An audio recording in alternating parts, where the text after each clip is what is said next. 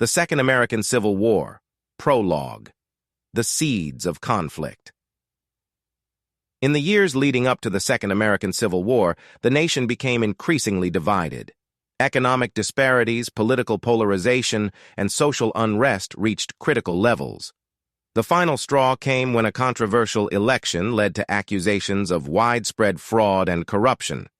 Trust in the government eroded, and states began to fracture along ideological lines. In the year 2032, the tension boiled over when the federal government imposed strict regulations on gun ownership and personal freedoms, citing national security concerns. Several states refused to comply, declaring their intent to secede from the Union. The federal government responded with force, and the nation plunged into civil war. The Battle of Atlanta, Georgia, became a key battleground early in the conflict. The city was strategically important due to its transportation hubs and industrial resources. Federal troops, loyal to the central government, moved to secure the city.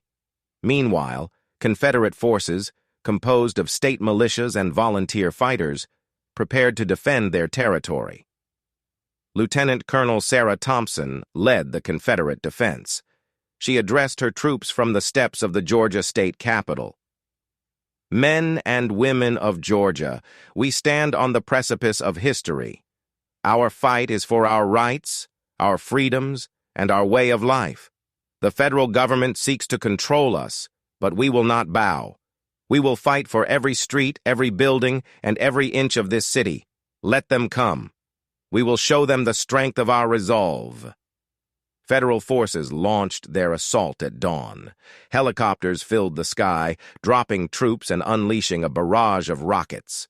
Confederate soldiers, entrenched in the urban landscape, responded with sniper fire and homemade explosives. The battle quickly turned into brutal house-to-house fighting. Thompson moved through the chaos, coordinating her forces. "Hold the line! Don't let them push us back!" she shouted, rallying her troops. Inside a dilapidated apartment building, Private Jack Hayes and his squad held their ground.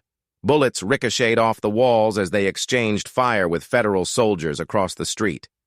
"Keep your heads down," Hayes yelled. "We need to hold this position." The fighting raged for days, with neither side willing to give an inch. The streets of Atlanta were littered with rubble, and the sounds of gunfire and explosions filled the air. The siege of Washington, D.C. As the war dragged on, the conflict spread to the nation's capital. Washington, D.C. became a symbol of federal power, and the Confederates sought to capture it to weaken the government's resolve. The federal government fortified the city, turning it into a heavily defended stronghold. Thank you for watching. Please leave a like and subscribe. I will see you in the comments.